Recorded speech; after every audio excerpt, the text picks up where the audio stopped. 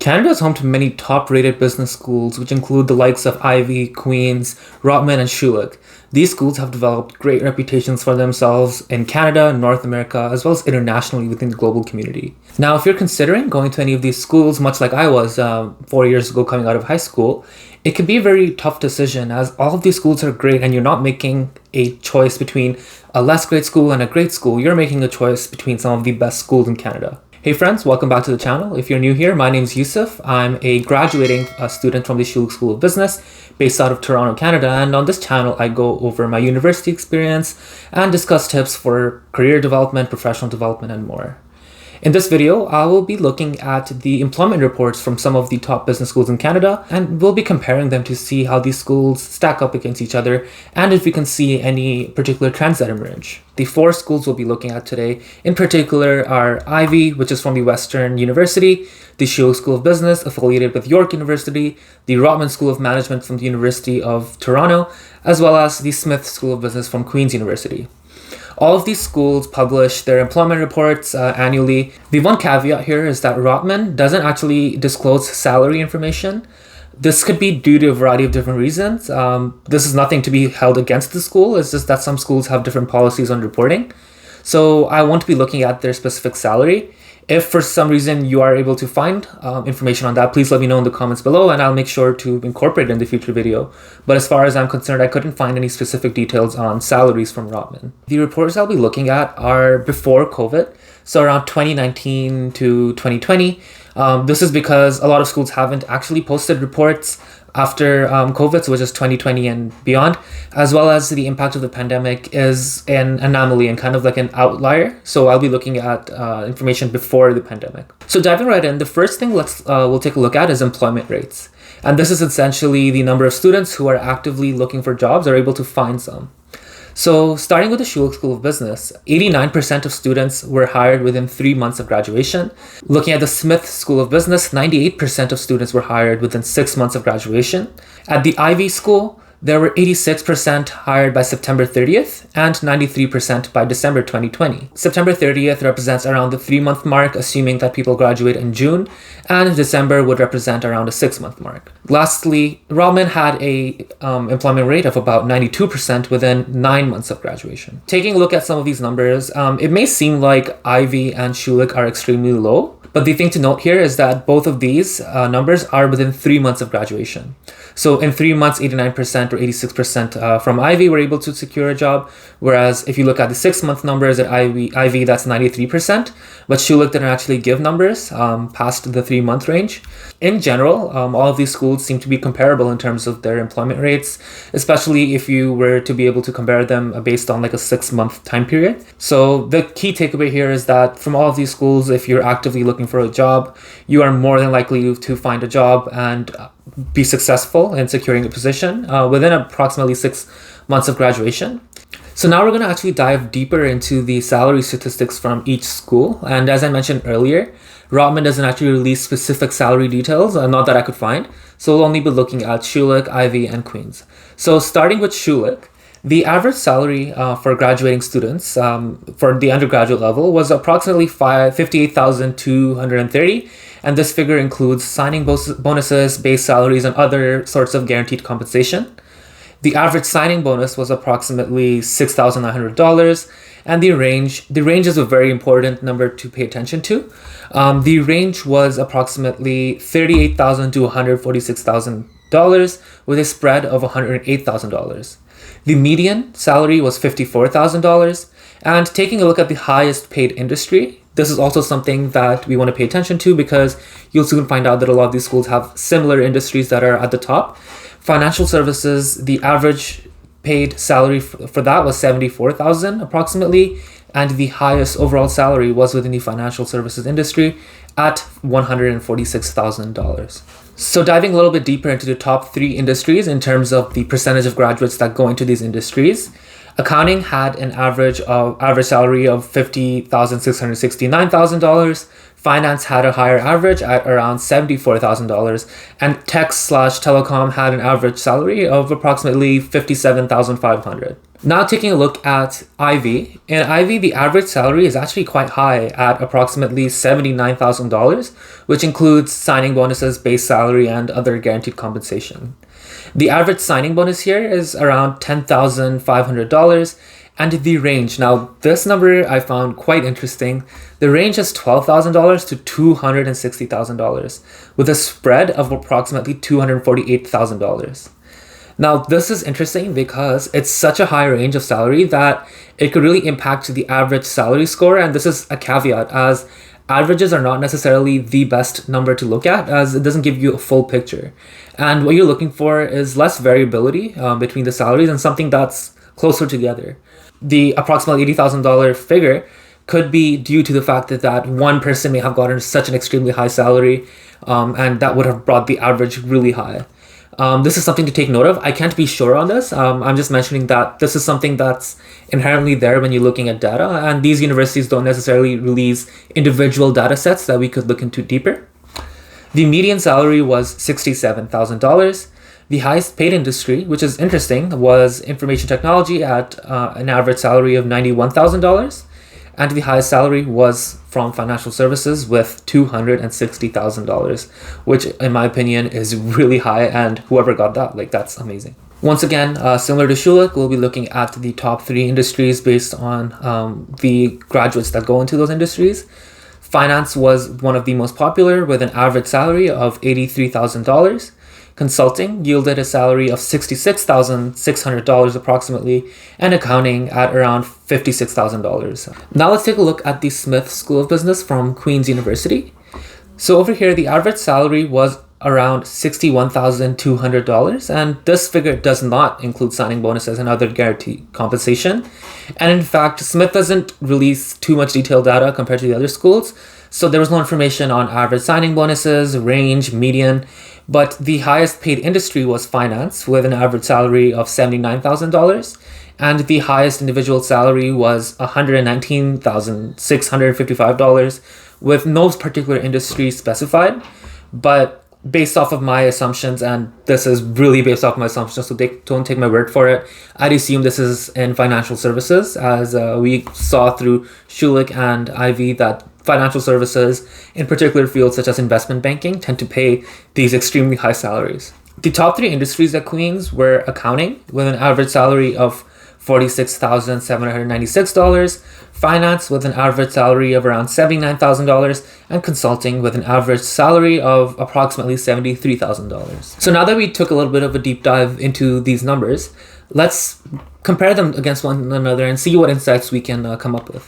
The number 1 average salary out of these schools was at Ivey with approximately $79,191, which included signing bonuses, base salary, and other guaranteed compensation. Next, in second place, was the Smith School of Business, which was approximately $61,000 and $253, which did not include signing bonuses and other guaranteed compensation. And lastly is the Schulich School of Business, with an average salary of approximately $58,230, which does include signing bonuses and guaranteed compensation.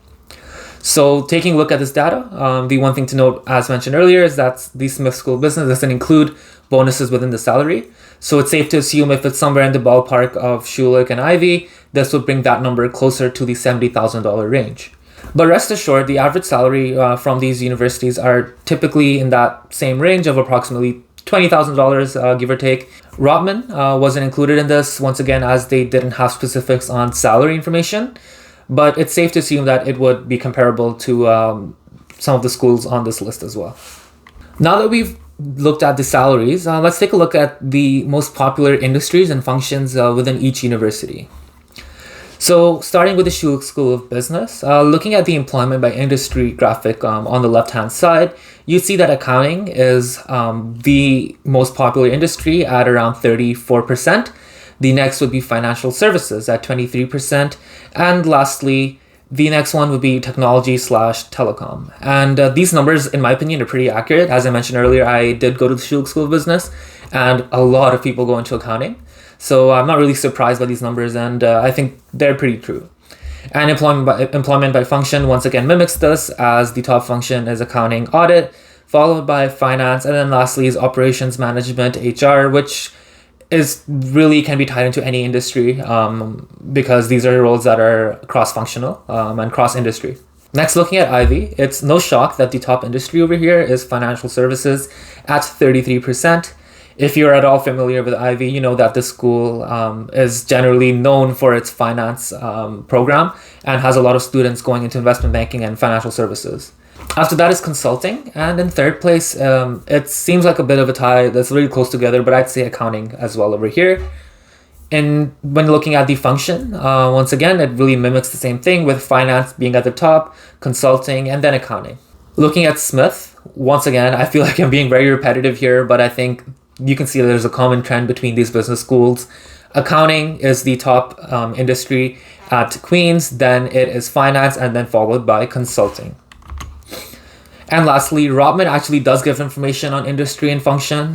So this is the one piece of information I was able to get. And Rotman, the top industry is financial services, followed by accounting. And then the next is a tie between consumer goods and retail and other. And when it comes to job functions, once again, finance, accounting. And an interesting one that we didn't see in the other three is that Rotman's third most popular function is sales and marketing. So as we just looked at some of the industries, there was generally a trend that we were able to see, and it's that the top three industries across these schools are finance, accounting, and consulting. So we'll be looking a little bit deeper into these three industries and comparing them based on their average salaries from these three different schools. So on this chart, I've plotted the information from Ivey, Smith, and Schulich. So when it comes to accounting, the average salary at Ivey for someone going into accounting was around $55,982. At Smith, it was lower at $46,796. And at Schulich, it was somewhere in between at $50,669. Looking at finance, Ivey had the highest by far at $83,159, with Smith coming in second at $79,000 approximately, and Schulich third with $74,126. And lastly, with consulting, the average salary at Ivey was $66,630 in this industry. Queens was at $72,947, and Schulich was at the highest at $82,075. A general key takeaway here would be that if you are looking to go into finance, just from the employment reports, it seems that Ivey is the top school out of the schools that we compared for finance, and has the highest salaries, with Smith in second, and then Schulich and Rotman would be a third or fourth. If we had more information on Rotman, we could also look into that as well.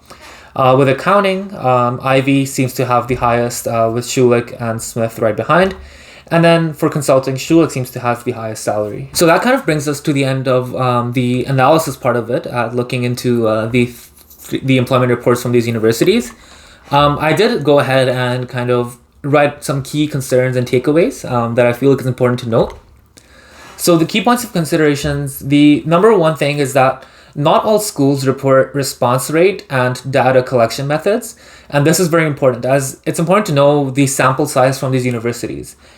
Typically, what happens is that the Career Center would just send out an email to graduating students asking them to fill out a form, and they would incentivize them with some sort of gift card giveaway or something. That's my experience from Schulich.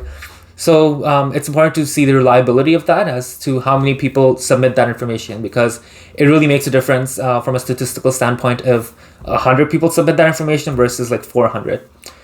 And the data collection method is also not specified as to like whether students submitted themselves or if it's like collected from a company who has a relationship with the school. Additionally, data is oversimplified. So these universities in their reports just post averages, ranges, and general numbers. You don't actually get like detailed individual accounts.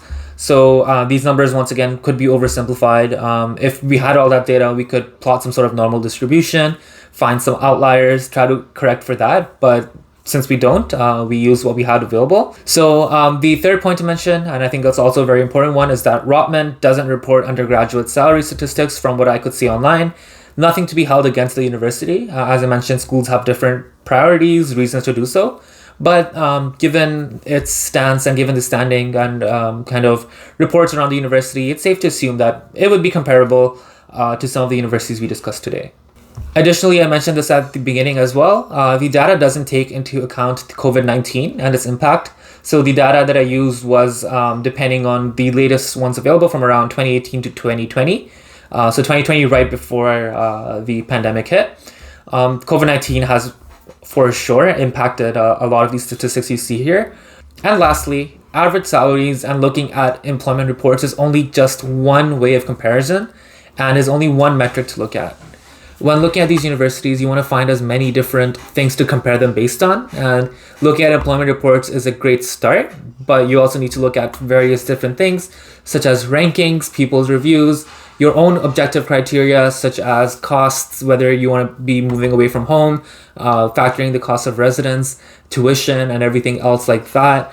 Additionally, you want to look into the industries you're interested in, because as you can see, some schools are more finance focused, whereas other schools have certain other industries that stand out. And also, if you're looking at fields like, say, accounting, they're generally pretty relatively stable coming out of these schools. And lastly, you might even want to look at the way the programs are structured, as well as the opportunities for you to be able to come back in the future for master's programs and how easy that is. I know this was a pretty heavy video with a lot of content to go through, and I appreciate if you made it this far to the end, and I hope that you were able to gain some insight into some of the universities in Canada and how they compare against one another based on employment reports. If there are some universities you think I missed, or if you think there's some data that I missed, please make sure to let me know down in the comments below. I'd be happy to make a follow-up video, look into some more detail. And lastly, I'm always there if you have any questions regarding anything surrounding university, early career, and anything else. So feel free to reach out to me anywhere you can find me, in particular LinkedIn and Instagram, which are both linked in the description below. Thanks a lot for tuning into this video, and I'll hope to see you next time.